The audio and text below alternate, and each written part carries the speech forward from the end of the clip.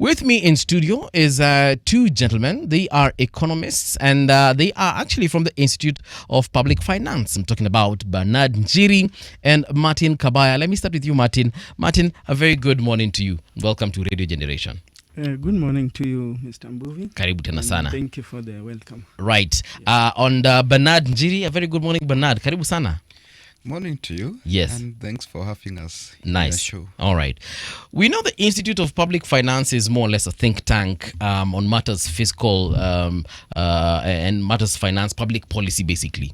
But perhaps you can give it another broader definition. And I'll go to you, Martin. Tell us more about IPF before we get into the meat of the conversation. Thank you. IPF is, as you've said, is a think tank. Mm-hmm. And we always strive to give information that is helpful to the country and that is evidence-based. Okay. At IPF, we have different departments. Mm-hmm. We deal with macro, fiscal, and debt issues. Mm-hmm. We have climate financing department. Really? Yes. We also climate financing? Yes. Okay. Yes. We'll get back to that. Okay? Yeah. We also have what do we call it? We also have health. Okay. Health financing. Mm-hmm. And we have also revenue Mm-hmm. department, revenue and tax.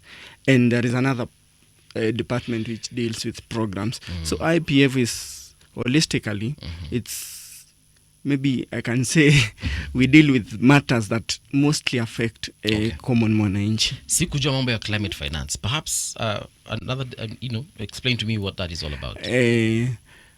I can say that climate, we deal with finding ways in which we can leverage on the available resources to ensure that the effect of climate change are not so much felt by mwananchi, or we can say they have been compensated for the effects that come with climate change. Yeah. Wow. I trust me, tungekaa hapa mpaka kesho na singewaijua that is part of your mandate in terms of policy and just coming up with the ideas you've just spoken about. Yeah. So Bernard, when we talk about IPF and the role it has played since its inception, perhaps you can let us know some of the milestones that we can discuss as far as your institute is concerned. Thank you for that good question. By the time IPF was starting, the vision bearer realized we have a huge gap in Kenya because this thing called public finance is not taught, in depth, even in our institutions of higher learning. It's just touched superficially as a unit. Yeah. But now when you look at public finance, in practice, it's so deep. And remember now we have a default system of government.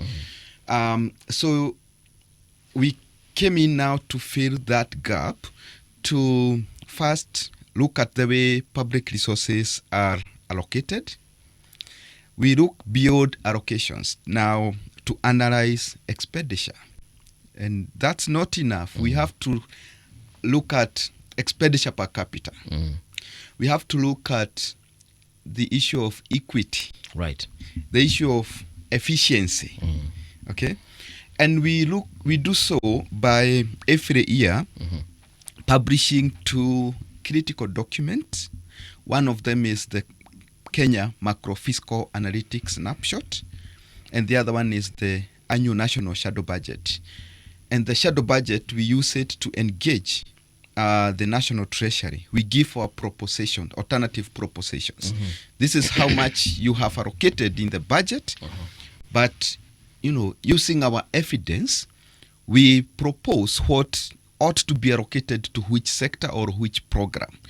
And that evidence we generate by looking at how budget was executed in the last financial years.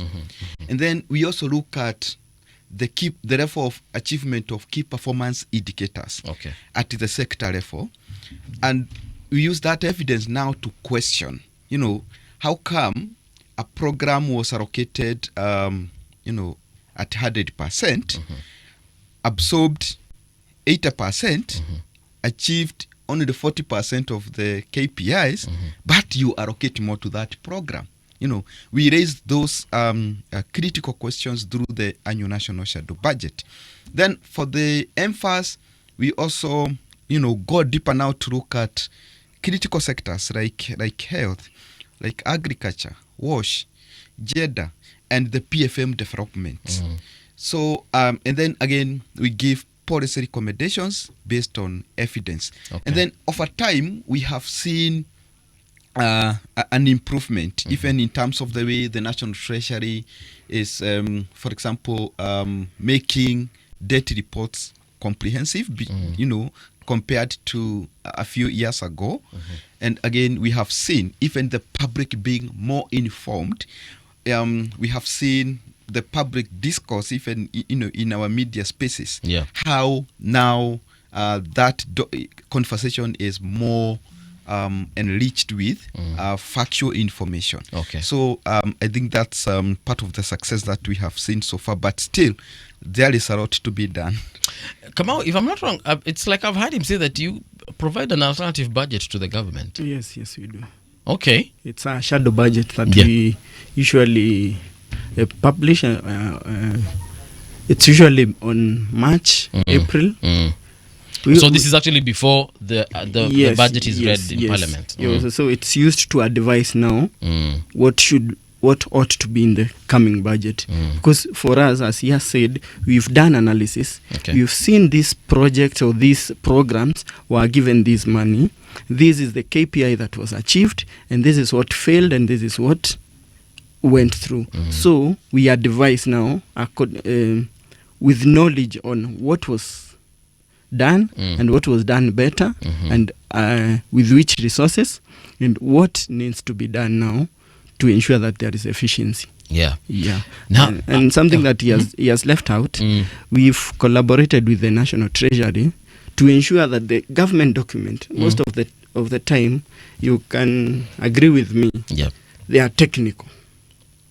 Like the MTDS, that is the medium-term debt strategy. Yes. The annual national public debt reports. Actually, to be honest, the common mwananchi won't go through that. Yes. Now that is where, as IPF, we came in. We suggested a way of making these documents mwananchi friendly. And for the past 1 year, we have collaborated with the Treasury. There is a mwananchi version of the medium-term debt strategy, and there is a mwananchi version of the annual public debt management report. Na hii version ya mwananchi iko wapi? Iko kwa mtandao wetu. Okay. Yeah. All right. So we can refer to it at any one point. Yes. Okay. What both of you are saying sounds very beautiful. Very rosy, very delicious, for lack of a better word. How do we end up with what we usually end up every other year? Yeah? That's a good question. Yeah. And that's the reason we are having this conversation today.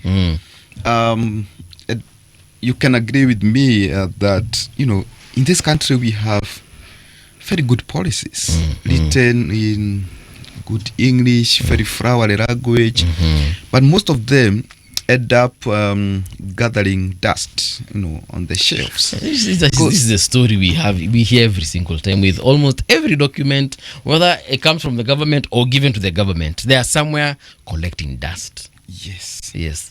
So, and that's why, because of that,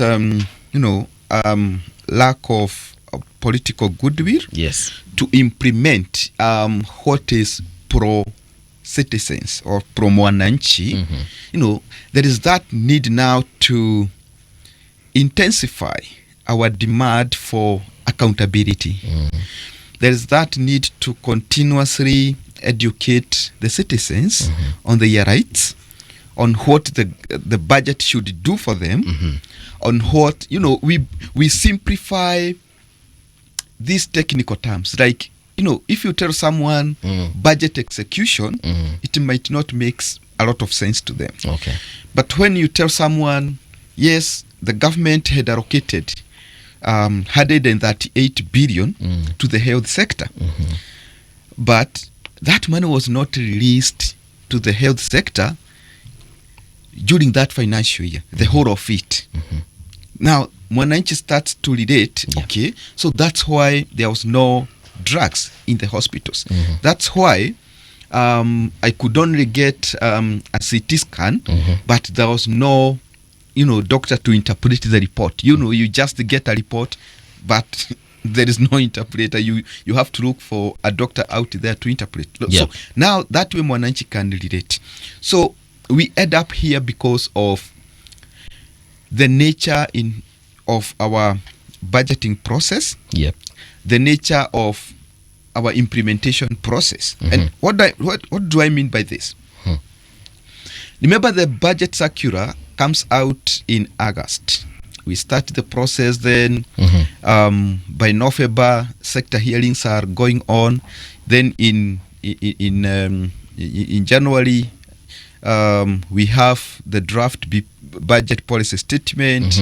By mid February, we have the budget policy statement. Then we wait for the program-based budget to be tabled in Parliament in April. Then we have the budget being read in June. From there, now we start the implementation. Right. But what happens after the citizens come out in large number to give their submissions, after the budget has been approved by Parliament? What happens after that? Supplementary budgets. Okay? Yes. So the money that was, again, allocated to critical sectors, key areas, that touches Mwananchi, end up being moved through supplementary budgets. Okay. So that's where now Mwananchi fails to feel the impact of a 4.3 trillion budget because money was moved. Some of it was used in the so-called empowerment programs. We can't tell which foot is that in the budget, how that money can be accounted for. Right. So, when we have those kind of practices, at the execution phase of the budget, we end up having the same conversation every year. And Mwananchi cannot really feel what 4.3 trillion means to them. It's crazy we say it, and it sounds like we are very okay with it. We keep on having this conversation every year. Mwananchi won't understand 4.3 trillion. I want us to focus for a second on our poverty levels, right? The poverty is not declining, and if it is, it's declining probably at a very sluggish rate. I'm looking at not companies, but countries such as Switzerland, where there's no poor person, and the gap between the super rich and the ones who are not super rich is very small. A country like Liechtenstein, Monaco, and we can go on and mention those countries, they actually do not have the levels of poverty we have here. Yet if you look at even let's take Switzerland for example, they don't have a lot of natural resources compared to us. They have a few rivers here and there where they are capitalizing on their hydropower, they capitalize on their timber, but they do not have like what we have.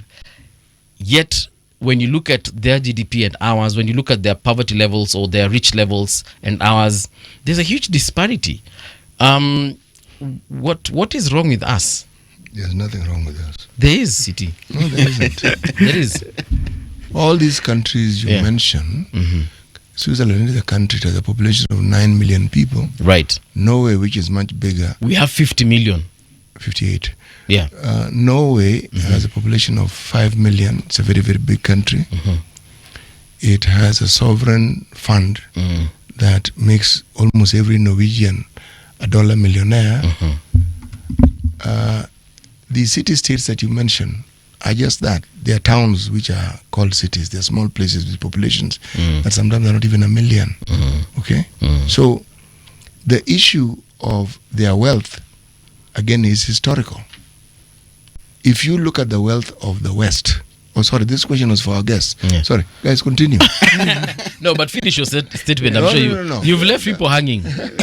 I will not lose the train of my thought. Sorry.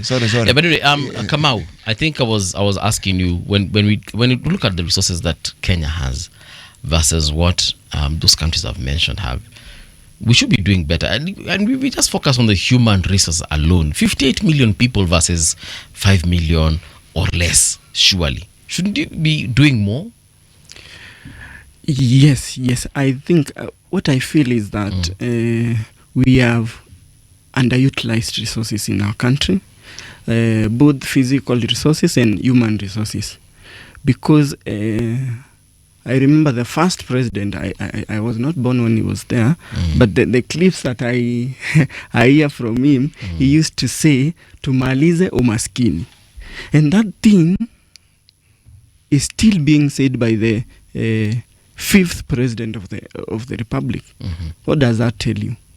We've not moved, or we have not made any strides in trying to eradicate poverty. And when we think about poverty, we'll think of what do we have as a country? What resources do we have? What can we do to improve what we already have?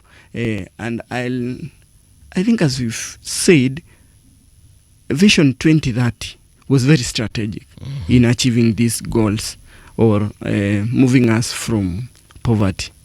But as time has gone, we've maybe somehow deviated from the vision and concentrated more on politics. Because I think things like, if we want really to get out of poverty as a country, we should start being an exporter rather than an importer. A net exporter rather than a net exporter rather than a net importer. And to achieve this, I think we need to be so much deliberate on our economic zones. Let me ask this question of our guests. Yes. The discussion that you are having is a good one, and it opens people's eyes to the thought process that is undertaken in examining and trying to determine whether the monetary resources that we allocate for the various ministries actually, one, achieves what is it intended. Yes. But the question is this: what economic framework guides this thinking? Thank you for that question. And allow me to tie that to what the CS, National Treasury and Economic Planning, said 2 days ago, that we have been taking, we only have Treasury, but it seems there was no planning happening. Because, that's a very sensitive statement coming from the CS, that admitting that planning collapsed many years ago in this country. So when we talk about a framework should guide how we allocate these resources, and it should be informed by evidence. Again, the CS admitted that we don't have planning in this country. Did he explain what he meant when he said we do not have planning?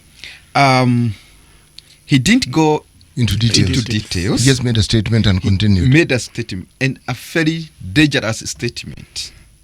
You leave that for the public to consume, that planning has not been working. We only have Treasury, but planning has not been working in this country. And he tried to give the disconnect between how counties do their CIDPs, the County Integrated Development Plans, and the annual budget plans, and how the national government does the medium-term,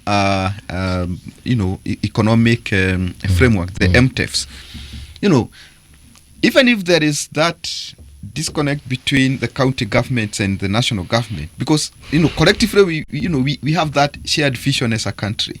So, and the national government does not cascade the kind of documents that we have to the counties. You are an economist, both of you are economists.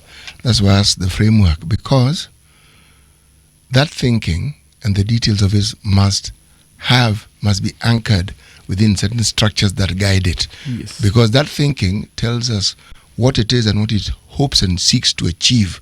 So even when we have this discussion, we know exactly the boundaries within which we are talking. Because if you talk about what now is attributed to the CS makes a statement, and it's a statement.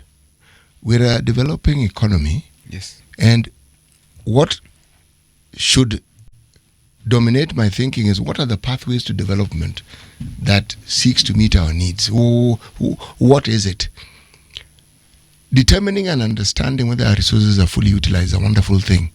And that is something that any Kenyan listening should know, that yes, there are Kenyans who may not be in those positions of power that you speak of, but their concern for the country has gotten them to try and understand, so that you understand exactly what to question with regards to what your leaders tell you. So we're questioning it now. Let me ask my question again. Yes. Framework. What economic framework are we following? Or what have you seen has been followed? What have you seen has been applied when we are thinking about all these things we talk? Because we give details about the things we are doing. But I go back to the question. What is the economic framework that we are actually within whose boundaries we are working?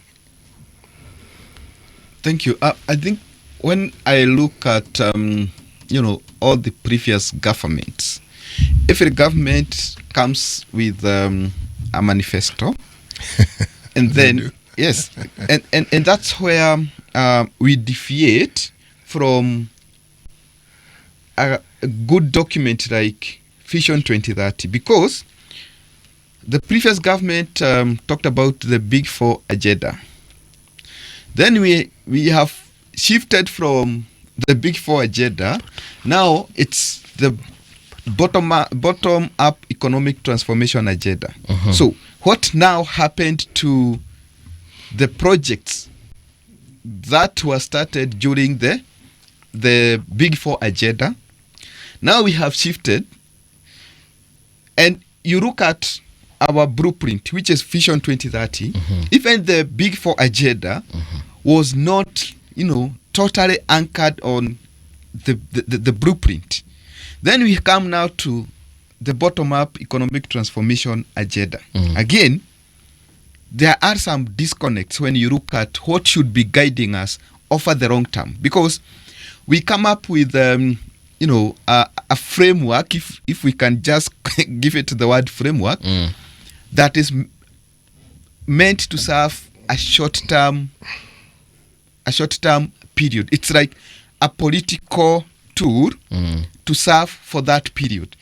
We are not planning having a framework or a plan that should serve or should succeed. Even if the president was to serve for 10 years, a plan that should succeed. I have a question. For the over 10 years. I have a question.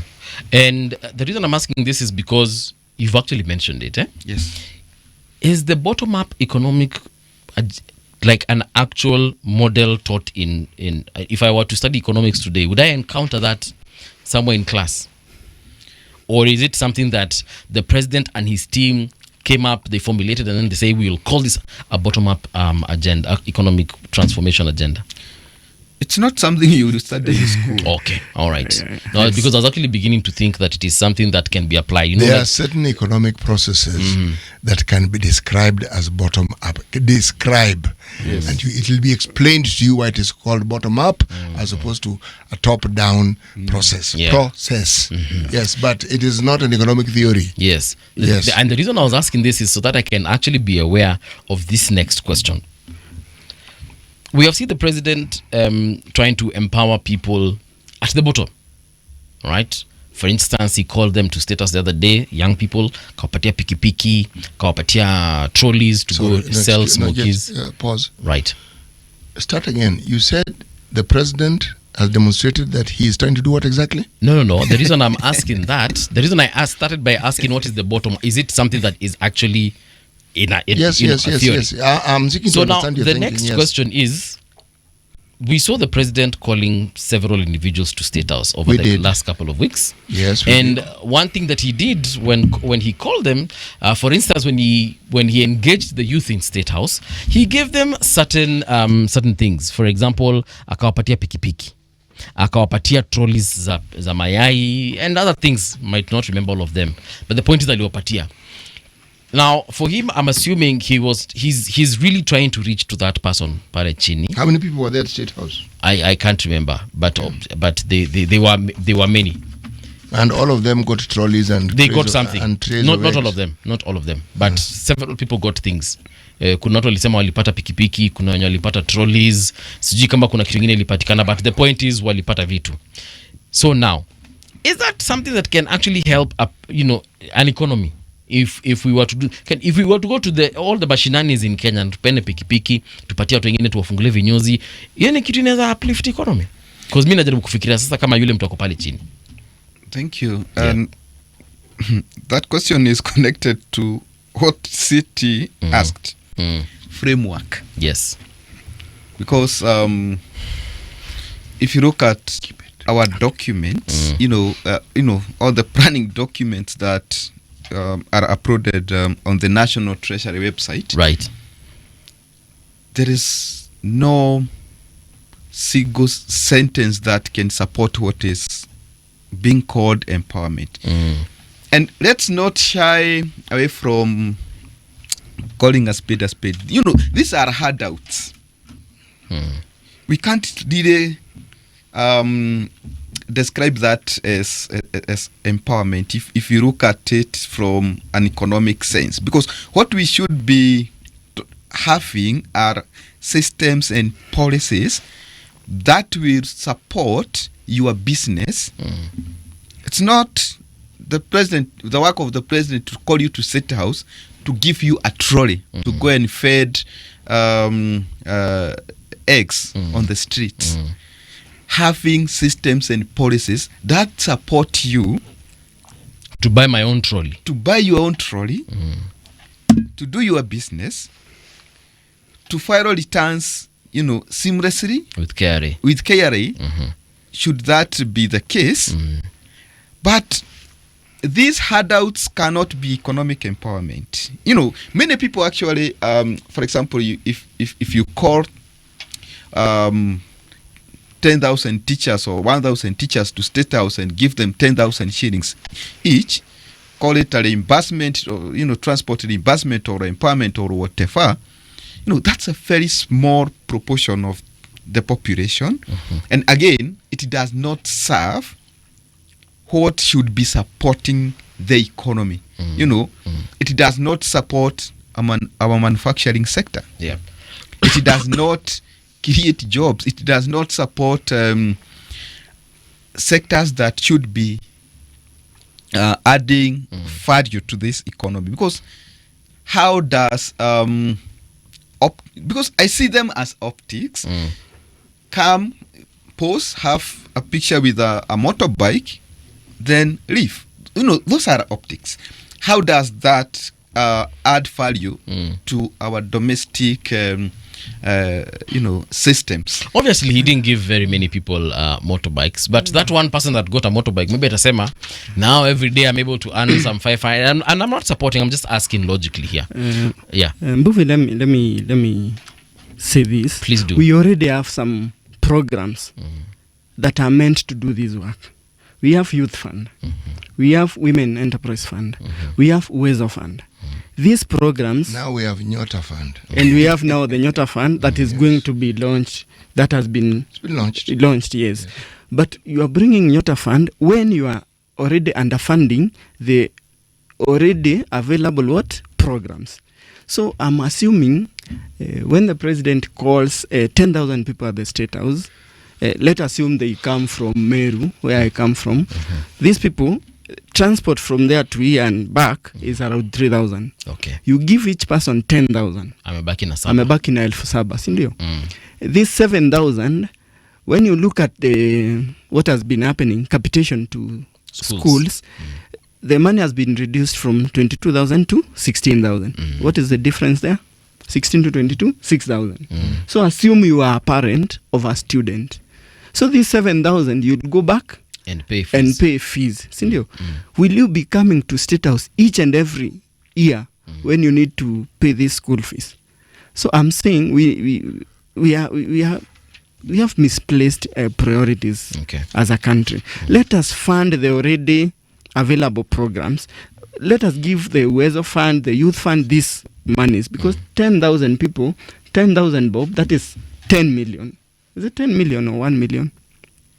And you are calling people from each place. So if this money was allocated to these programs, and these programs were meant to finance businesses, Yeah.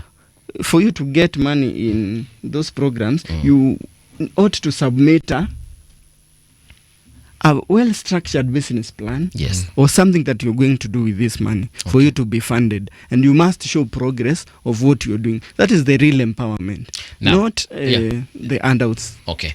Let's talk about manufacturing for a minute, because I look at some of these countries that are really doing good, and especially Asian tigers, like you like calling them. Yeah. China, for instance, really doing well as far as manufacturing is concerned.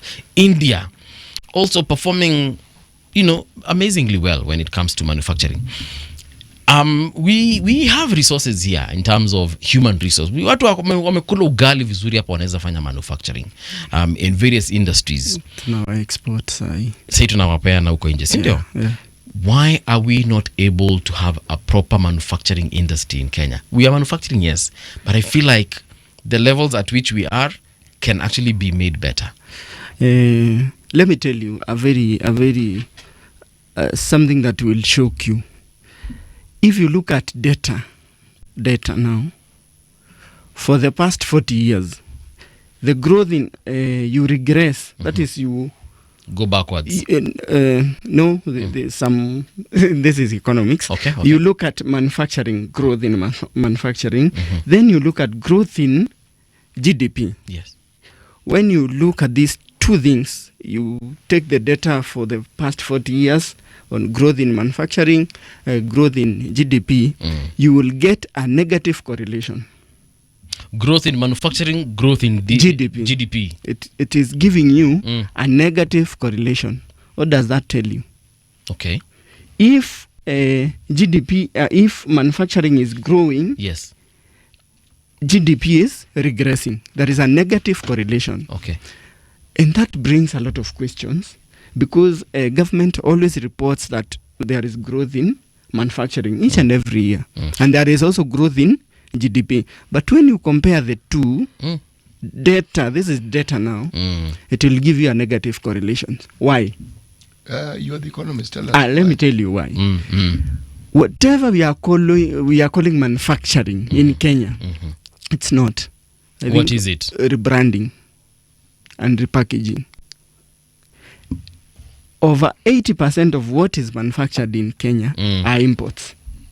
So tunapatiwa two parts, We tunashikanisha. import things, then we come and do some packaging, repackaging, and sell.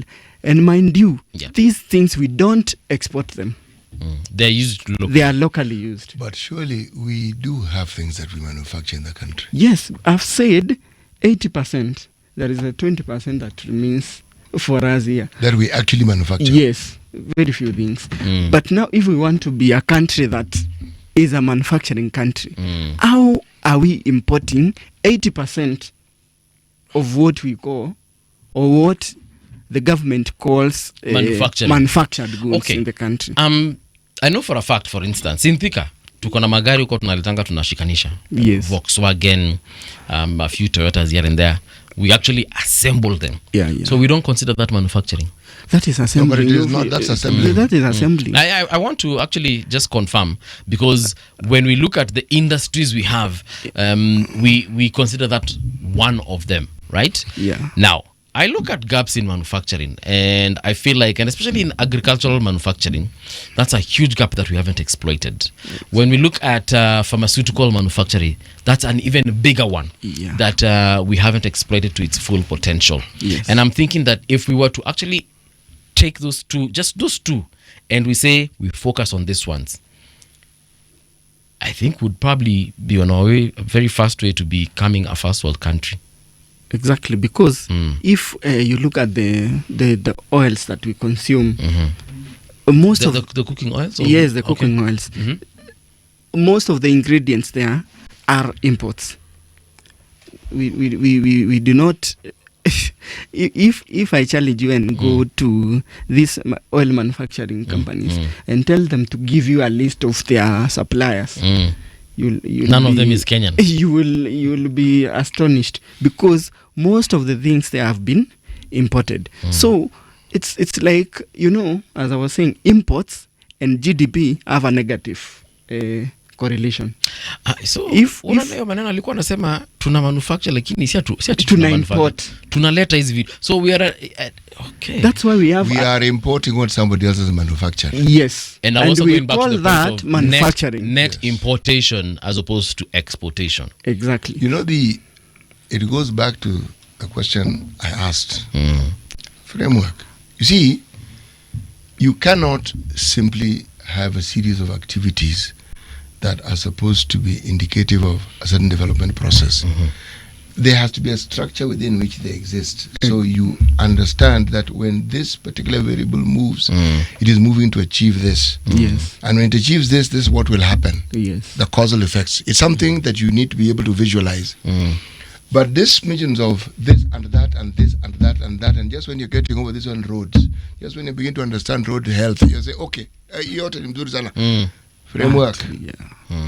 There has to be a thinking. You've heard me say on many occasions that when you look at our county systems, it provides evidence for what he's saying. There is no county we have in this country that can proudly talk about its own source revenue. A growing own source revenue tells you that there's a lot of economic activity in that county. If there's economic activity within the counties, the economic activities within the country will also automatically grow. And you will actually envision a situation where people are actually getting wealthier. They're better off than they were before. Yeah. That is not the case. Sure. Our county governments wait for their share from the national government, and their first port of call is to complain that it is not enough, okay? Yes. But they never talk about how they plan to grow the economies of their counties. Because that is where the growth of the country ought to lie. Yes. Okay. Because when you look at the so-called developed nations, you will see what I'm telling you. You'll be told, if you're talking tech, you go to California. Go to the Midwest, they are farmers. People strengthen whatever it is that they are good at. And so the country grows. Okay?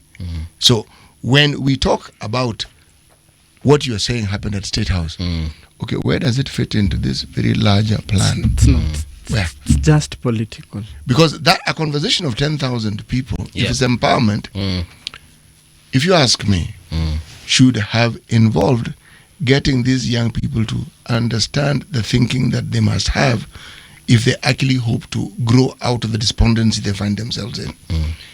When you give gifts, you are guaranteeing there will be no growth, because you have not given that impetus and that seed that helps the person think about what they need to do. So it's They think in terms of who they can go to next to receive. it's that notion of teaching someone to fish as opposed to giving them the fish. Exactly. I want to talk about IMF for a second here, and Bernard, perhaps this one I'll direct it to you. We borrow a lot of money from these Bretton Woods, institutions. Yes. And City, has always complained that these guys hawasaidiangi, hata ukienda kwa zile countries wamepeana don't pesa. complain. I state it as a fact. Right. That these austerity measures they keep pushing to us have never worked anywhere. Okay? Yes. So when somebody insists that is the process we must go through, the guarantee is that we will not go anywhere. It's not really complicated. That is my point. It's not a complaint. Yeah. I'm stating it as a fact. Yes. So Bernard, Yes. over to you. Why do we keep on going to IMF, World Bank, and any other institution that gives us this monies, and then they give us conditions, and they know for a fact these conditions are meant to stifle growth? Thank you. Before I come to that, allow me to touch on this program called Nyota, because like Martin said, we already have existing programs, and as we speak, I remember earlier this year the government was trying to push Parliament to allow the executive to waive 6 billion of defaulted Hasrafad.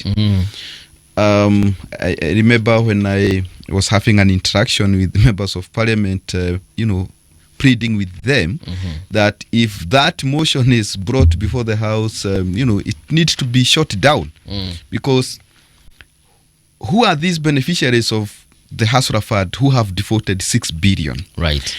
And then when you look at this Nyota, it's talking about youth between 18 to 29 years. And here are the keywords: to finance, train, and mentor. Okay. So that's the goal of the Nyota program. But now, here is the big risk. In this training, the so-called training, you will see government officials moving to, they don't want to do training in Nairobi because there is no DSA. So, What is the DSA? Daily Daily subsistence allowance. Per diem. The per diem. Yes. So they will be taking those trainings. Actually, there is an out of office allowance that is given to civil servants. Yes. That is a paltry sum. Yeah, you can't compare it to if you're sent to. No, it's actually meant to buy you lunch. So But it's not for. I'm agreeing with you. It's tiny. Yeah. It's actually. But if we tiny. were to go to Mombasa, we take a flight, and the DSA there is good. So you will find this money, the Nyota money, most of it will add in trainings, in the so-called mentorship. Yes. Okay? Is that a bad thing? It's a bad thing Why? because it's just benefiting a few individuals So are you within saying that- government. Are you saying that training will not take place? But why do we need that training? There is a sector called General Economic and Commercial Affairs. It's a sector. Under that sector, we have business incubation, mentorship, training. Like we have that program at the GECA. Why then introduce? Why are we duplicating? Let me ask a different question. Yes. All these funds that we have, whether it's youth fund, women's fund, Ways of fund. Even Asla Fund is part of that. I was looking for it. That one. Okay. Also, Yeah. Are we saying that there's homogeneous funding for all of them, including Nyota? Does the funding come from the same source? Or are they funded differently? For instance, let me ask a question. How is Nyota funded? The simple question is, all this money comes from the consolidated fund. Yes. Where does it come from? I'm asking a very specific question. Because when it comes to Nyota, what I have read and heard is that it involved money that was sought from outside the country. And correctly, it goes to the consolidated fund. So that's why I'm asking. All these projects that we speak of that are meant to empower the youth, are the fundings the same? Do some come from the exchequer? Because that is now our money we're putting into it.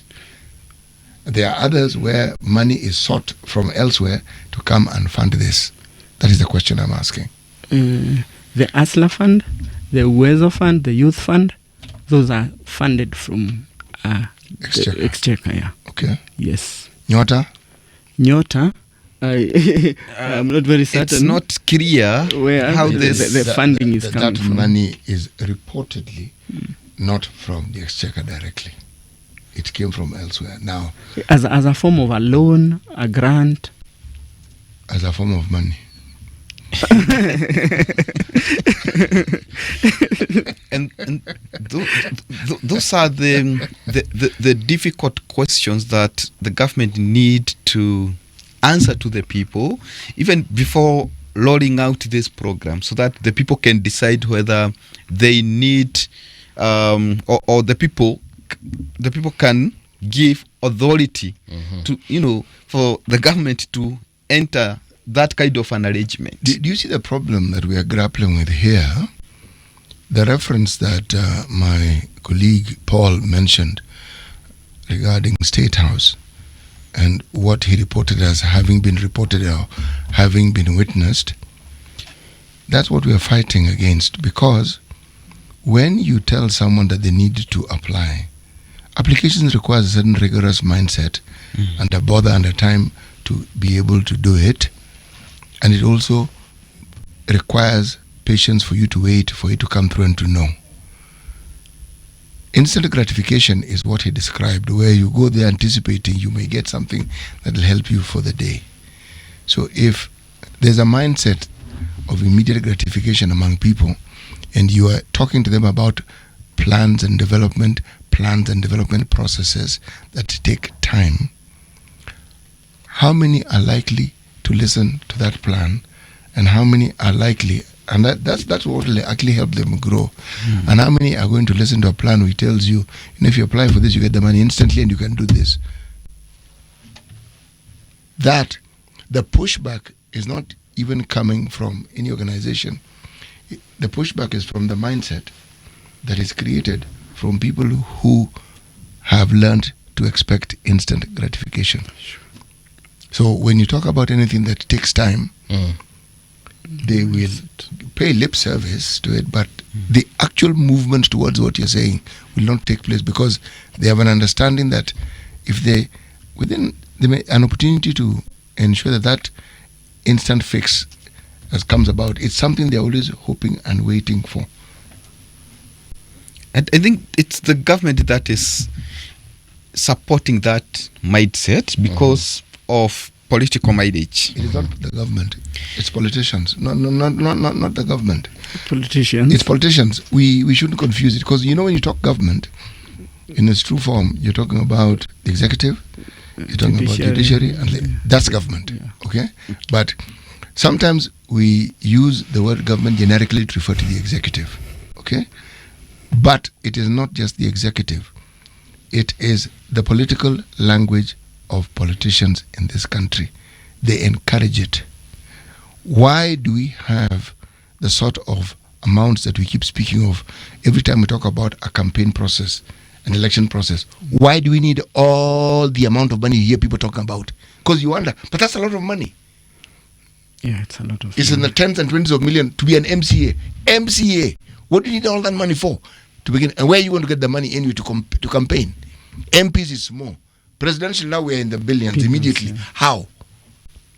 It is the politicians who push this agenda, not government. And it isn't the politicians who are in the executive now. It is all of them. All.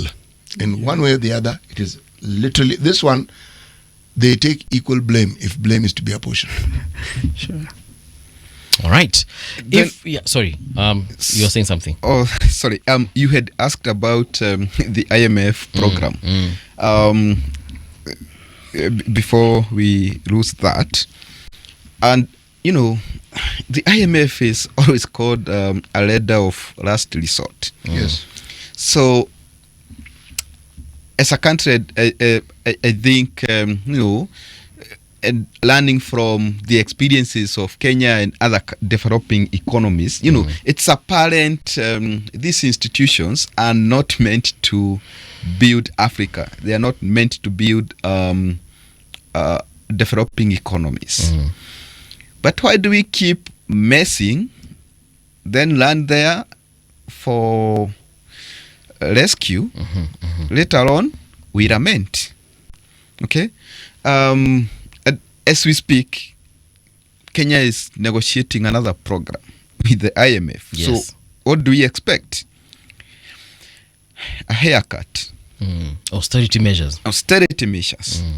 But even as because it's like, as Kenyans, we expect IMF and development partners to play the big brother role when we already have our institutions. We have the Office of the Auditor General, we have Parliament, we have the Controller of Budget, we have Ethics and Anti-Corruption Commission. We have institutions that should be supporting our public finance management systems to work. Not just work, but to work efficiently and to achieve the intended goals. But we fail to look at, we fail to be inward looking, like, okay, without IMF, what should our institutions be doing without IMF? For example, the Office of the Auditor General, when you read those reports, 90% is this money could not be accounted for. Okay, then government will push back and say, by the time this audit report was being released, we were compiling these other documents. And, that audit report is not treated as final because government is always given a chance now to push back. Oh, these were the documents you had requested at the audit stage. Now we have these ones, trying to regularize what has already been flagged. Okay, and then the Auditor General does not go a step further to give a report whether there was, value for money in every transaction. Because I think that's where again is that the work of the office though, to tell us that, look, this is the amount that was spent or wasn't spent, or let's even say this is the money that was spent on whatever, and we actually did get value for money. Is that part of the role of that office, or is there someone else who has that role? It should be the role of that office, because what is an audit? Okay, it's not just telling us this money was not accounted for. Was there value for money? Okay, because if you look at the corporate world, auditors, even tell whether shareholder value was affected by that transaction or not. Okay. So even at the government level, the Auditor General ought to do that. Tell us whether there was value for money when this deal was being signed, or being executed. Okay. But the Auditor General often talk about underfunding. So we should focus more on how our institutions should support us. Now, we have 20 seconds to the top of the hour. 20 seconds. Yes. In March this year, Kenya bolted out of the IMF program after the 8th review, because we had not met, the government had not met most of the conditionalities that were set, and those conditions revolved around debt sustainability, safeguarding social spending, improving governance and transparency, and working on broader economic reforms. That most of them were not achieved. I hope we can go into details on this one, because it will help the public out there and the civil society and everybody to understand what should we be focusing on as the negotiations are ongoing for the next IMF program, and what should we expect, because it's good also for us to understand the mandate of the IMF, what it can do, what it can't do, because of the so-called sovereignty of a country. A couple of questions that I have for you. Someone has actually reacted to some of the things that we have said here. Allow me to read Bob Gasheru's tweet. Amesema Nyota before ilikuwa inaitwa KYEOP, and it's funded by World Bank. It's a good project. The problem with Kenyans is they want to fight every government project without doing due diligence. Are you fighting the government? No, that is that person's opinion. And he's not referring to these people. He said it's a problem with Kenyans. Yes. All right. So and criticism, or stating something contrary is not fighting. It's okay. I mean, it's preferring an alternate view. It's not fighting. True. Why is it that there are people, and I'm responding to that person, why is it that some people always treat a contrary opinion as a fight against the government? Why? It's a contrary opinion. And it goes beyond an opinion when somebody is providing you with facts. So the idea is when somebody provides you with facts, counter it with other facts. Yeah, so And he's saying, you see, yeah. Mhm. when you read that Nyota program, Right. and that's why I talked about flowery language being used, because it's targeting youth between 18 to 29 years, but there is a word used there, vulnerable. You see, that's so fake. Because how will the government assess me and say I am vulnerable? So They actually have a formula for doing so. I can tell you the formula is there on paper, but when it comes now to the actual implementation, you will find the son of a member of parliament benefiting from that as a vulnerable Person. You see where we have problems. So we are not that's fighting. That's what you mean. I see. Yes. We are not fighting. It's not It's in corruption. the thinking. It is in the implementation is where things go completely Yes, south. yes. They exactly. go completely south. Yes. So when we call out, or when we ask for accountability and transparency, we are not fighting. We are actually doing what we should be doing Okay. as citizens. Right. There's something you said that you wanted to get deeper into. Kindly, let's get deeper into that. You can start by, how we will, from the point of that conversation. Yes. There's something you were explaining before we went off air. Yeah, thank you. I was reflecting on IMF. the IMF program that Kenya decided to quit before it came to an end in April of this year, and Kenya opted to bolt out because the government could not meet most of the structural benchmarks that had been set by the IMF. One of them is at the debt sustainability theme of that program. There was the revenue-led fiscal consolidation. What that means is the government had committed to mobilize domestic resources so as to reduce the borrowing, so that our revenue and our expenditure side are in tandem. But when it came now to the actual implementation, let me give an example what happened in the financial year 2024-25, where we had 3 supplementary budgets. The first, in the original budget, revenue target was 2.9 trillion. Okay? In supplementary 3, the revenue target was 2.4 trillion. Which year again was this? Financial year 24-25. Ile watu walistrike. Okay? So you see, we have revised revenue down from 2.9 trillion To 2.4. to 2.4 trillion. What happened to the expenditure side?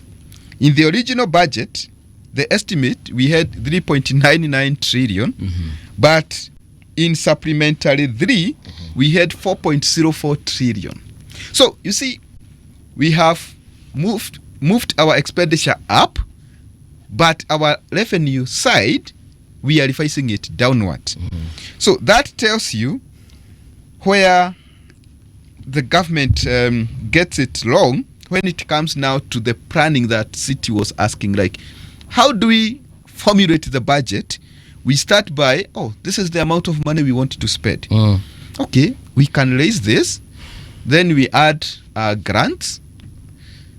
But as the year progresses, we revise revenue targets down, but our expenditure side is sticky upward.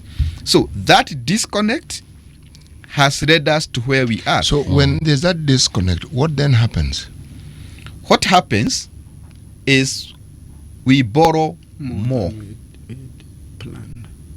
than what we had even planned. If you read the financial year 24-25, actually the government exceeded the domestic borrowing target in the financial year 24-25. Let me ask you, is this something is it the first time this is happening in Kenya? it's not the first time that the government is revising revenue targets downward and, keeping expenditure on the upward trajectory. And we have been raising these issues year in, year out. But are we comfortable with it? I remember you had earlier said people seem to be comfortable with that. We are not comfortable with that. We are comfortable with it. I disagree that people are comfortable with that because if you put up with something, it means you're comfortable with it. If you're uncomfortable and you're quiet, I will assume you're comfortable. But the demonstrations that came in the year 2024, last year, I think the Gen Z protests. The Gen Z protests is one indication that people are not really comfortable. Look at the way people are aggressively opposing additional revenue raising measures. It shows people are not comfortable. They can't keep calm anymore because they can't really feel how these taxes are working for them. What exactly are people are? You've said it. It is how the taxes are working for them. Yes. The issue is in the tax. Yeah. You cannot Service deliveries. Yes, you cannot understand where it is that this money that is being asked for is going, so that is where you have a problem. Yes. And that problem is what is causing, the level of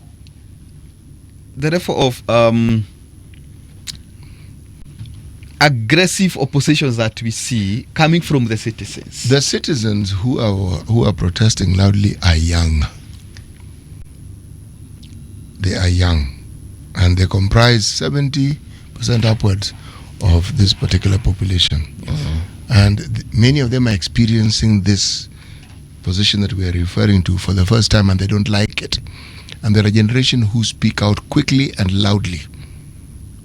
They will let you know what is on their mind. My generation didn't quite let you know what was on our mind. We tended to keep quiet and were subservient to authority. This generation isn't quite like that. They will speak to authority without hesitation and without due consideration of the consequence of speaking to authority.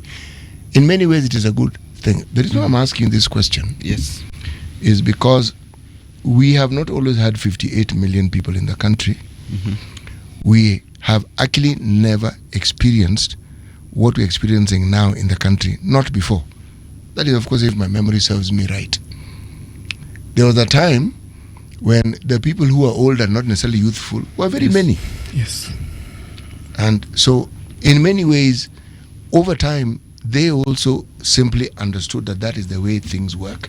When you are younger, it is easier for you to agitate for change. In fact, change agents the world over are always young, not old.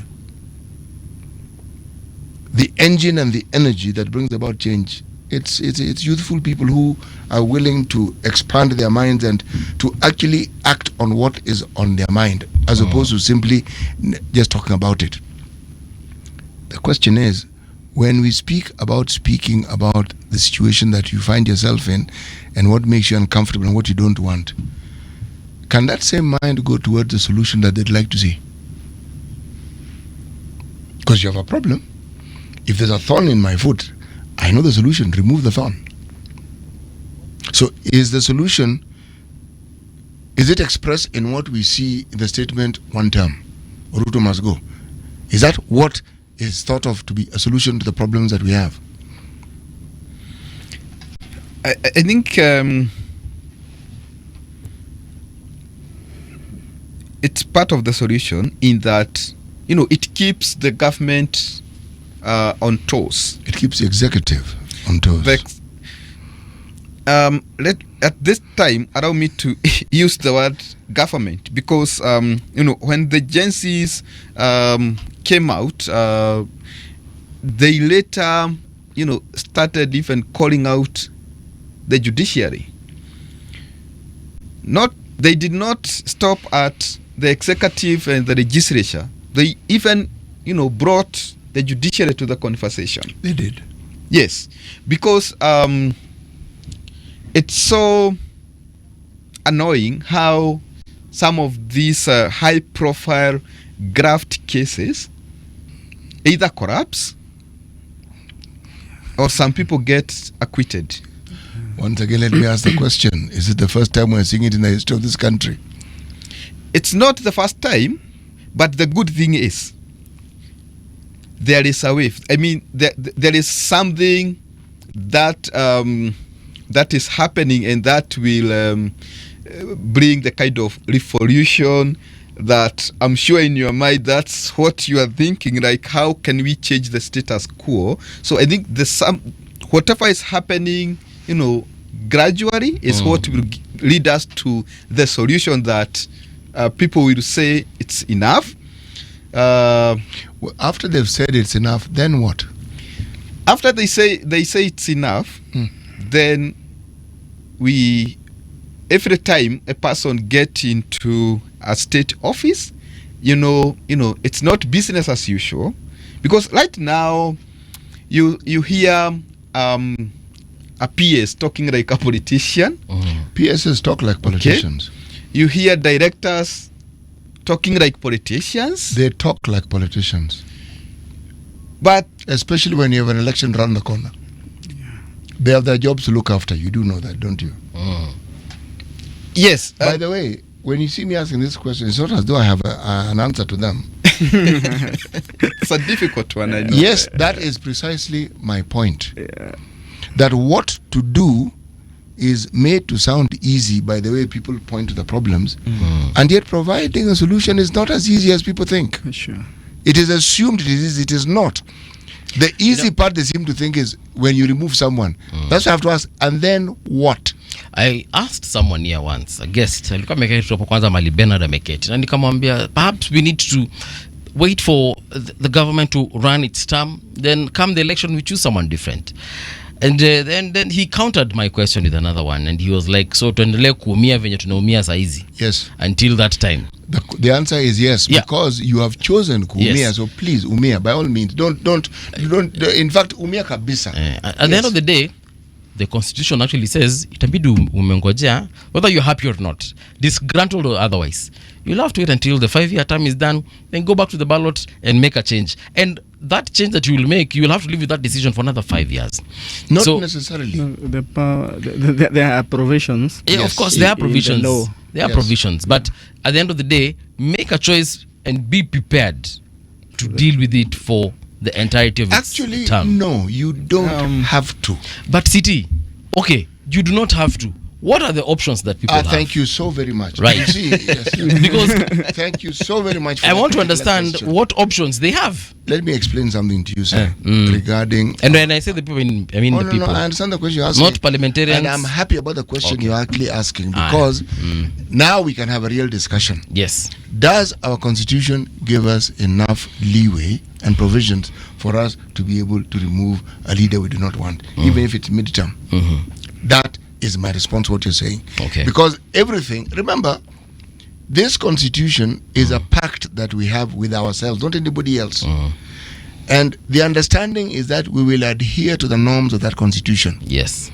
The Uhuru government came in, and the first thing they decided to do was to slaughter certain provisions within that particular constitution that would enable us to do exactly what we were discussing. So it was weakened. It weakened the provisions of Chapter 6 that would enable us to decide this person can't stand, this one no.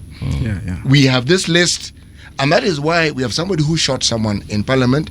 We have somebody who was actually found guilty in Parliament. That is why we had people being appointed to state positions who had cases in court, people who should never have been in public service. It's because the provisions were watered down. Who by? The people whom we elected. So let's go back to basis.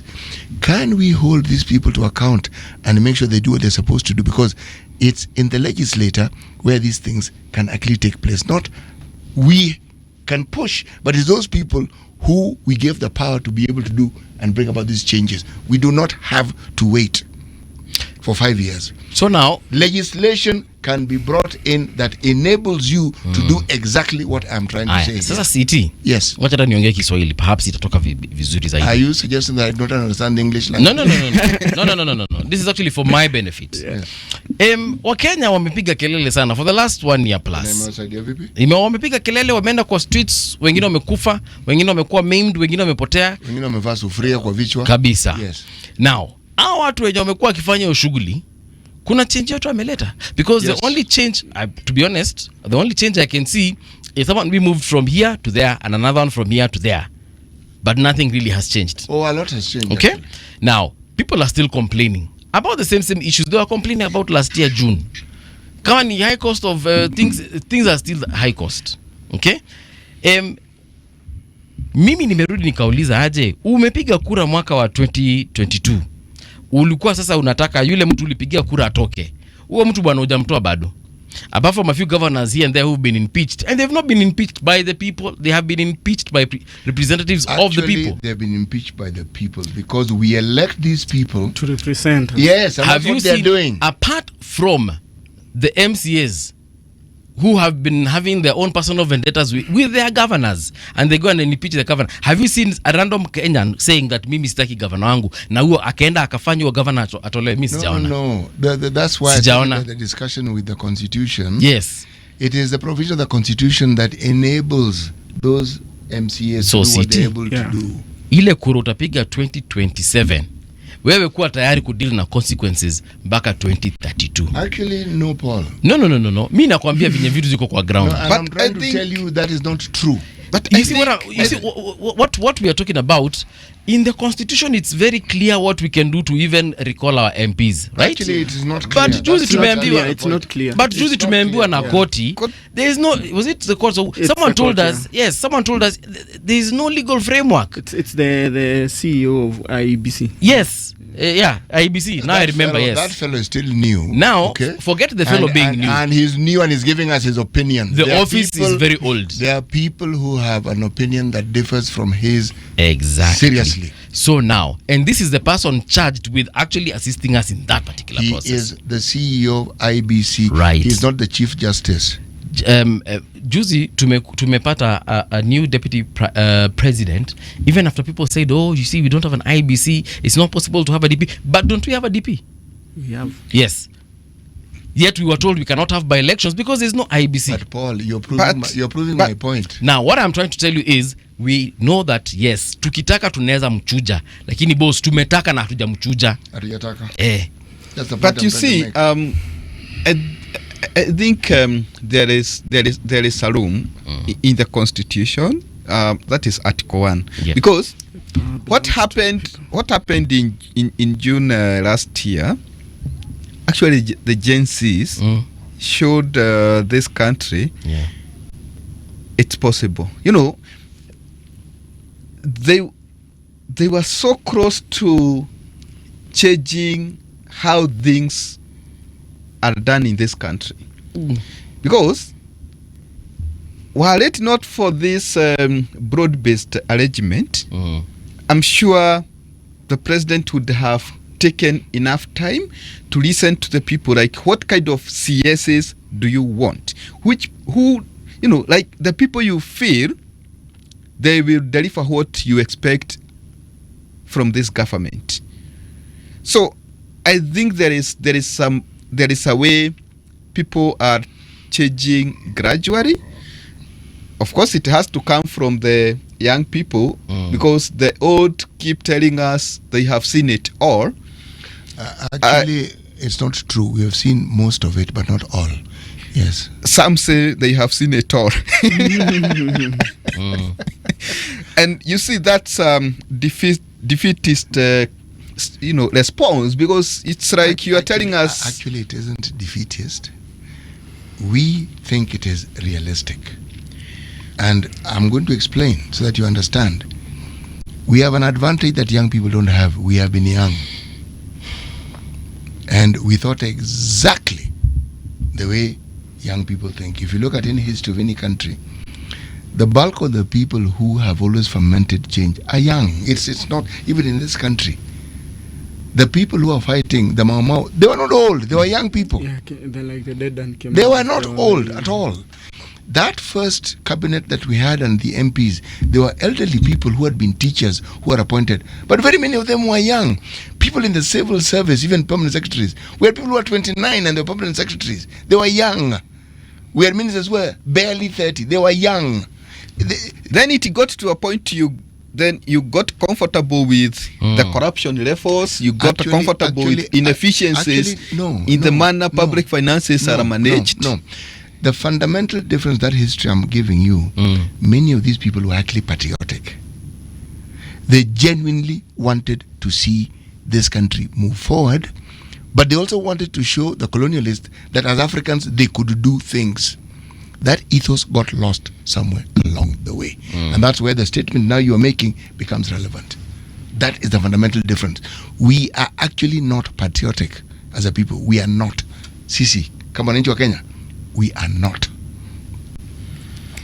We are self-centered, and we think of ourselves. When we expand that thinking, we think of the people closest to us, the people we do business with, then we move to the people who speak our language. It's the way we function. Gen Zs showed us something different, but the question is, are we willing to genuinely embrace it? Because that is hard work. Change is hard work. Looking at the constitution and trying to ensure that you follow that constitution, it is hard work. But the understanding has to be, there is no law if everybody who subscribes to it does not agree that they will follow it. The discordance is some want to follow it, others don't.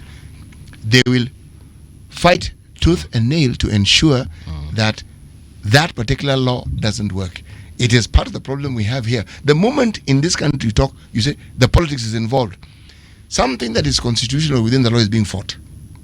Somebody wants to introduce a new thinking that may be completely contrary to what the constitution wants. And the appointments that we have also speak to the same thing.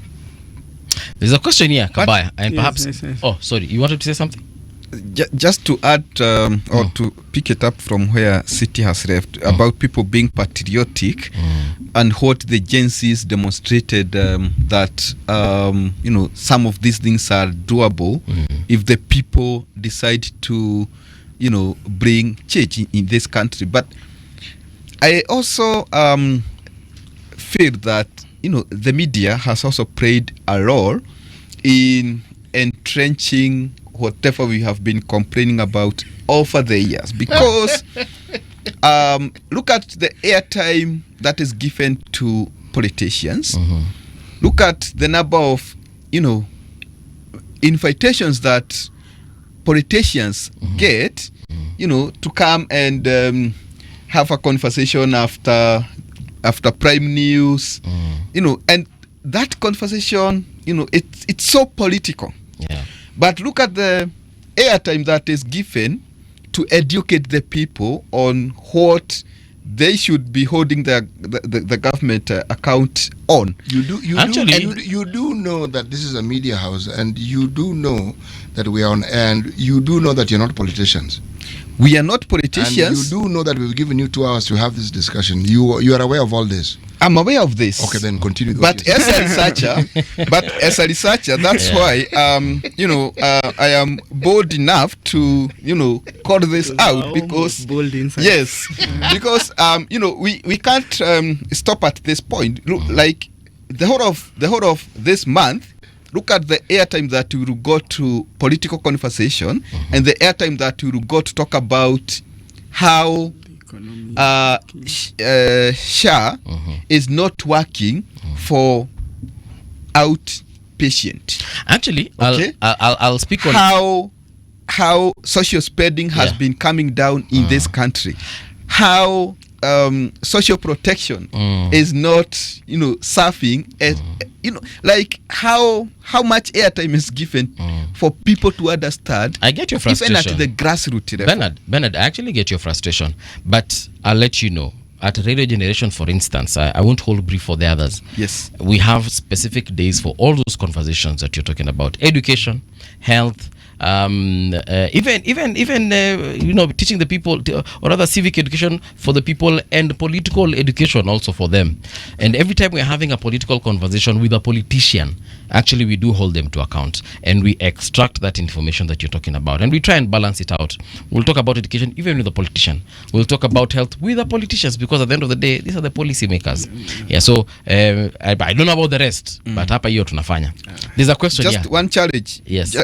One challenge. Yes. If the next time, if you happen to invite maybe the CS health, have one person from the very remote area in Isiolo, another one from Kwale or Taita Taveta. Okay, then they say before the CS whether they have benefited, for example, from SHA, using outpatient or not. Okay. Whether as a mother, who went for delivery and I had not enrolled for shift, whether government paid, was the maternal service free? Okay. Just because I was not enrolled on shift or SHA. Okay. Those terms are so confusing even to the citizens. We actually have, so that we hear that response, the CS responding directly to a mwananchi who has suffered from that. Tuko na very robust feedback mechanism from mwananchi, like the one I'm about to read for you right now. Great. So we have a very good listener who ni big fan number one, naitwa Sonnet anauliza, it would be nice if the economists can explain why the budgets should be balanced and why expenditure rather should be curbed. Kabaya, hii naona nikuulize. Should expenditure be curbed? Yes and why, or no and why? Let me start here. When you look at our budgets, like this financial year that we are in, that is financial year 25-26, what is the budget? It's around 4.27 trillion.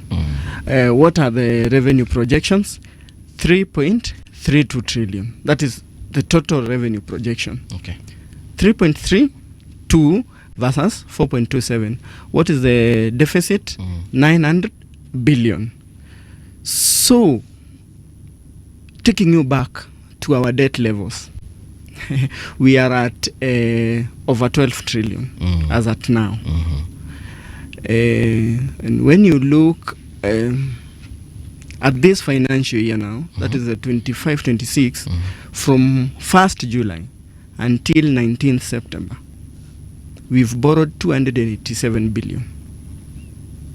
287 billion. And from the government plans, is that they have planned. This billion is in shillings, pounds, or Kenya shillings. Okay. Yeah, they have planned to borrow 613 billion from the domestic market to finance the deficit for this financial year. So if you do simple calculation, we've borrowed 287 out of the 613 that we're supposed to borrow. What is our current budget again? Our current budget is at 4.27 trillion. And the projected is revenues is 3.3 3.32 trillion. Those are in trillions. Both are in trillions. So, So there is a from deficit the of about 900 billion. So from this 900 billion, Domestic is 200. we are supposed to borrow domestically 613 billion. Okay. So from these 613 billion, we have already borrowed 287 billion. So there's about 400. That is around 47%, barely the first quarter of the year. Umeona? Naona. So the 53 that is remaining is for the other three quarters. So if you ask me if we need a balanced budget, I'll say yes. what is a balanced budget? A balanced budget is where whatever you've planned to spend, you as city, is the same amount. That is planning for your income, planning for the amount that you have.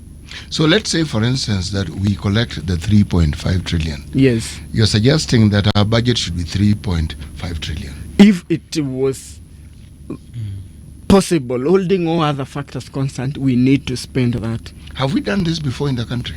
We've never. We have, actually. We've done that. We have. in the COVID period. It's only that 1 year when our revenue exceeded. No. Yes. In the COVID era, the year 2020, if you look at the budget that we had then and the expenditure, Yeah. we did not spend more than what we actually collected. Just go back to your books and look at that particular period. I'll confirm that. Yes, Yeah. that's why I'm saying it's only that 1 year. And remember, that we time exceeded the revenue. government had capped expenditure. Yes. And that time the economy was recovering from COVID. And Actually, we're still in the throes of COVID and we're still suffering from it. Yeah. We haven't. The recovery came after that. Yeah. But I'm simply trying to say, I'm agreeing with you. This is it's doable. Yes. This is that actually is my point. Yes. Yes. But there are other factors in that period that we must also look at. Yes.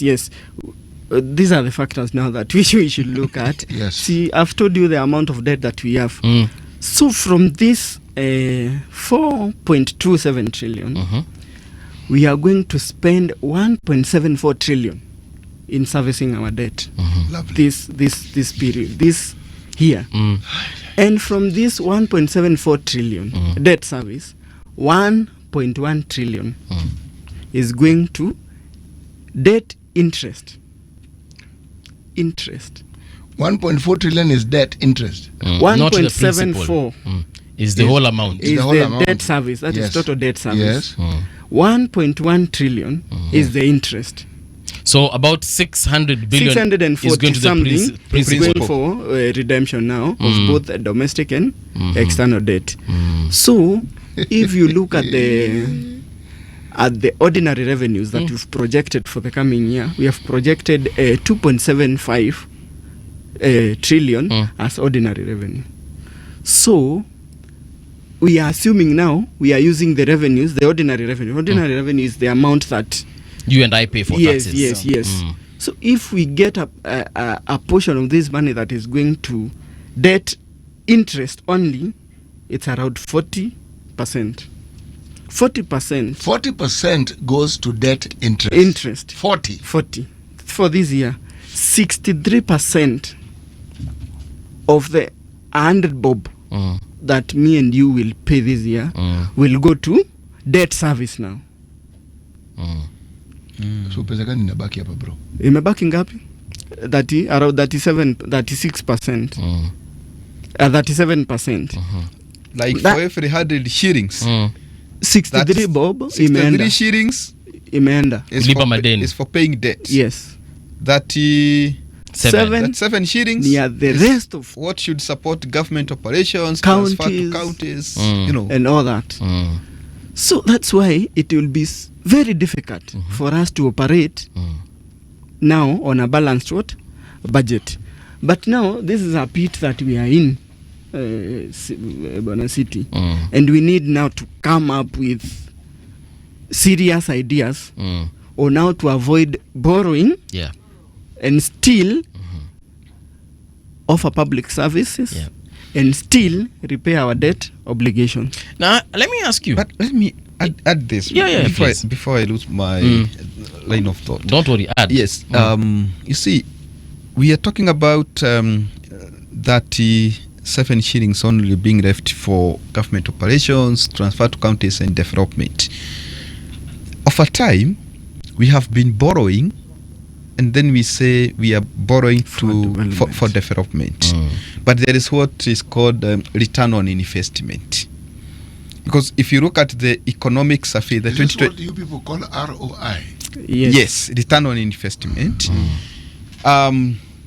Because if I borrow today and I have a strategic investment, it should help me repay that debt when it falls due.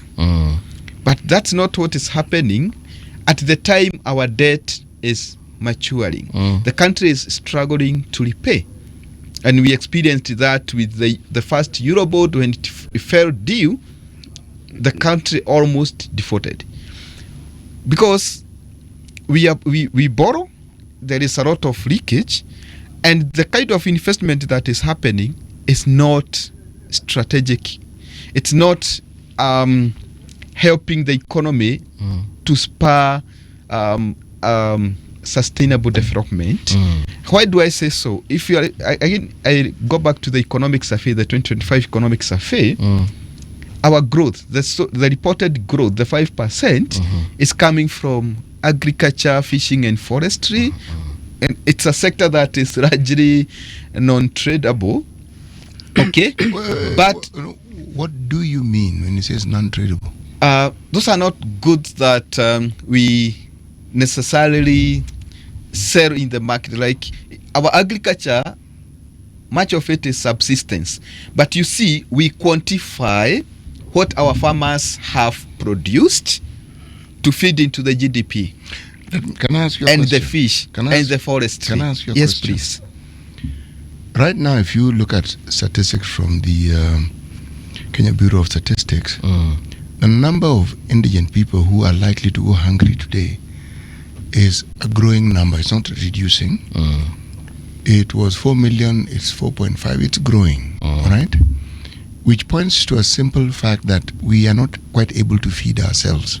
Now the question I want to ask is, this subsistence farming that we speak of, if we were able to actually feed ourselves, whether through subsistence farming or through intra-county trading, so that the idea of people going without food was reduced to a bare minimal, to the point where statistically it would be relevant, would that make a dent in the issues that we refer to about balancing our books when it comes to expenditure? Because when you're talking about the income and the constraints on it, a lot of it has to do with the support that people who earn an income have to now offer to those who are close to them who don't have the same income as them. So when the government now asks for more money from this particular wallet, they feel that is untenable. They cannot see how they're going to cope with it. Is it possible that our ability to feed ourselves would actually be a huge boost to the things that we're discussing here? Thank you. Let me say, what would help this country to run a balanced budget is investing in sectors that will help the country to raise enough revenue. And you see, we are not getting revenue from agriculture, forestry, and fishing that is said to be contributing so much to our GDP. It's not giving that kind of revenue. But if the government invested in sectors that can, like manufacturing, for example, that can generate enough revenue, it would ease the fiscal pressure that we are talking about. Can you just receive a phone call? Sorry, yes, I'm so sorry. Can you let's take this phone call. Radio Generation, hello. Hello. Hi, how are you doing? We are not getting revenue. Fine, thank you. How are you? Sisi tuko salama. Kindly reduce the volume on your radio. That is Yes. I've reduced it. All right. What is your comment or question? Yes, I've been following your conversation. Yes. On budget. And as a common mwananchi, yes. I just had an analogy. Mimi kwa nyumba yangu. What do I call budgeting? I budget kulingana na ile pesa niko nayo. Sio ati zile vitu naenda kununua kwanza. Ndio niseme natafuta hiyo pesa, hapana. Ninapata hii pesa, alafu ninaibajetia rent ni hiki. Okay. Kununua nini ni hiki, na zile siwezi ninawachana nazo. Okay. What is different in my house and in the government?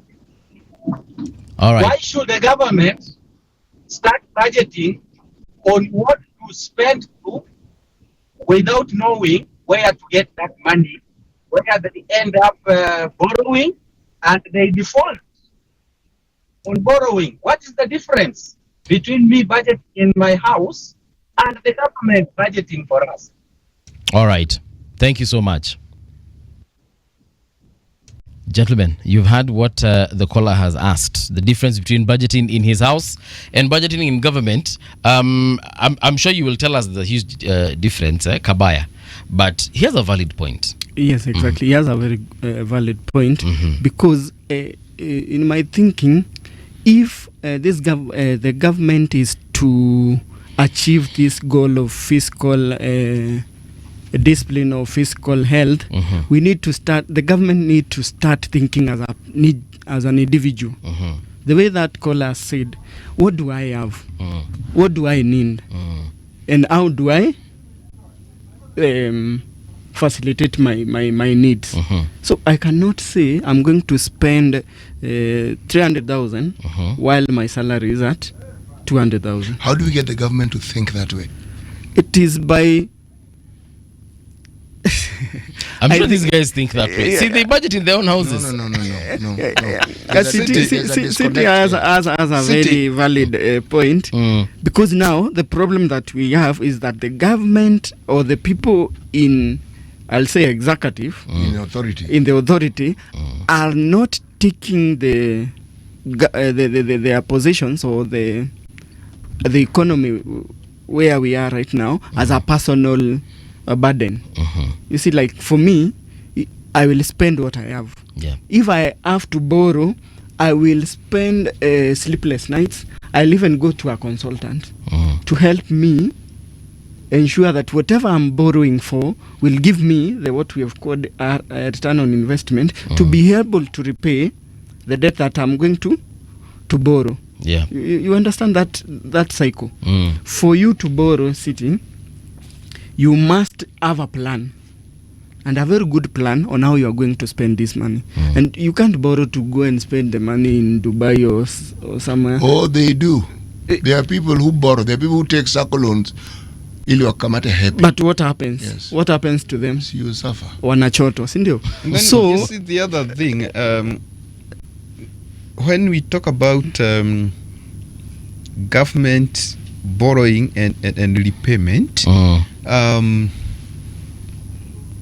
we had a room to curb this through the so-called zero-based budgeting, because the CS at that time had promised Kenyans. There was a town hall that happened at Desta. CS Buddy. He talked about it. He talked about zero-based budgeting. I remember that town hall that was at Desta. And, he looked into the camera and said, come next financial year, even the cost of a pen will have to be justified. But what we saw in the 25-26 budget is just, building on the previous budget, and then you just increase the numbers. So and that's where we go wrong. What do you think happened? Because he sounded sincere. He sounded sincere. Yes. But the sincerity was for optics. Really? That's what I can say. Really? Based on what I see in the 25-26 budget, and based on what I see in the revenue projections. So you're suggesting that he understood the reality of his job and the reality that the country is facing economically, but he was saying this just so that it can sound good. Yes, and also to safeguard a job. You see, because and if he knows that, then he would know it is not true. And if he knew it is not true, so you're saying he was oblivious to the fact that there may be consequences to what he's saying on him, because we only have one CS in that docket. It's him. Yes, and that's why there is a need for a paradigm shift. In terms of even the kind of narrative that we get out there. People need now to shift from saying pesa ya serikali imeibiwa. Government has no money. Actually, each citizen should say, my money has been stolen.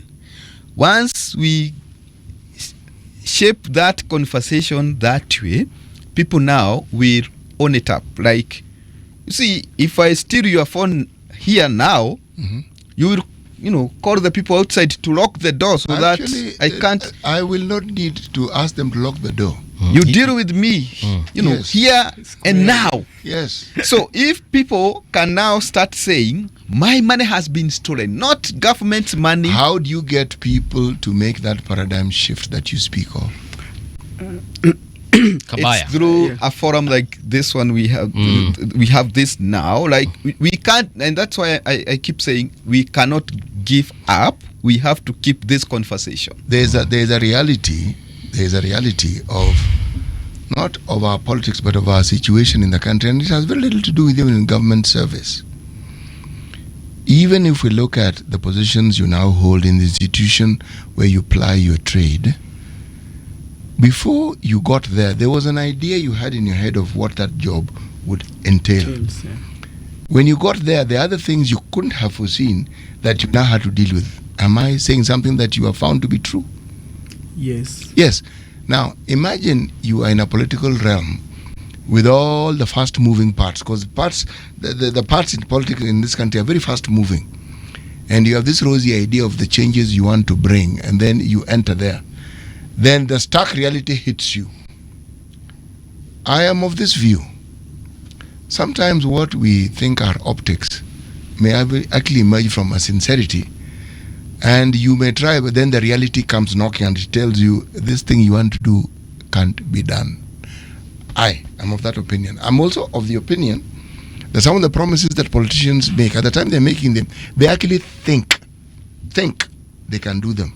But there's a reality that they have not taken into account or they're not cognizant of. So when that reality faces them, that's when you see the wiggling and the moving around, because they now realize, now that's a reality interacting with the idea or with the promise they made.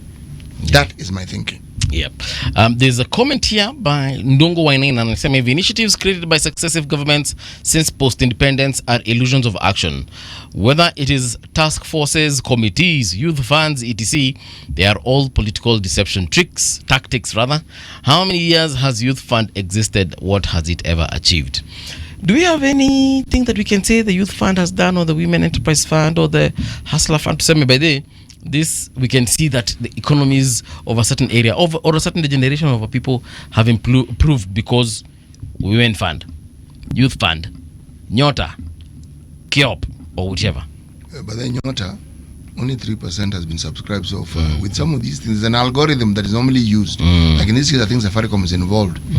My friend, you'll be disqualified. It's like that other fund which are you hustler. There are things that will disqualify you, so you may even apply. But remember, word of mouth is taken more seriously than anything else anyway. Please, continue. Yeah. Yes. But do they help? Yeah, Kabaya. From my point of view, like the youth fund and the women enterprise fund, I can say they help. Okay. Because when you have a group of, let's say, 10 youths, and you get a funding of like 100,000, and you know these are serious youths, I'm saying if it is done properly, and the vetting is done properly on the project that these people want to fund, it will impact on these people. Okay. Yeah, I cannot put doubts on that. That's why we are saying we need to do that more, other than the tokenism or the things that we are calling empowerment. That is a very different thing from what is happening now. All right. Sonette, thanks for providing figures, informative, albeit quite alarming. Robert saying insightful conversations. Yeah, I think that is as far as the questions online are concerned. Let me now, for us to understand what the IPF really does, and I remember, I know you said it at the beginning, but there's some individuals obviously who have come in late who do not understand.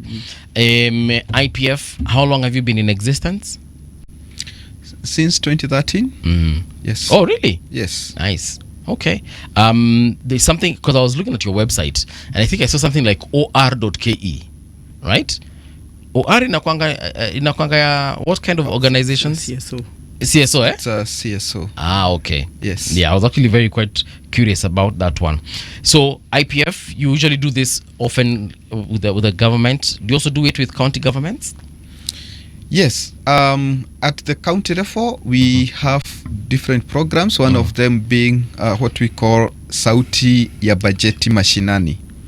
So for Sauti ya Bajeti Mashinani, IPF train the citizens, including various groups, on how to read and understand county documents. You know, starting with the county integrated development plans, the annual development plans, as well as the county fiscal papers, the budgets at the For the counties now. For the counties. And For all 47 counties? we have presence in 27 counties currently. So once we train the people now, we also help them to understand what budget absorption means, and also tracking expenditure. This is what is in the annual development plan. This is what was allocated for this program or project. This is the implementation level. This is the money that has been absorbed. So that now they are able to write submissions in form of memoranda to the county assemblies as a way of empowering citizens with information to hold the government to account. So that's one of them. We have another one called the primary health care. It's currently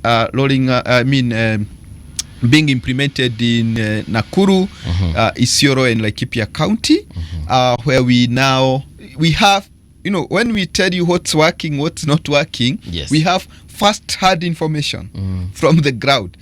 You know, how primary health care is failing the citizens, where, you know, we need some improvement on what need to be done. Then we also at the national level, IPF light submissions. Every time there is a call for public participation, we go there and we give submissions, be it on annual borrowing plan, MTRI, medium term revenue strategy, budget policy statement. We give all those submissions, including on the finance bill. Then we also engage the National Treasury.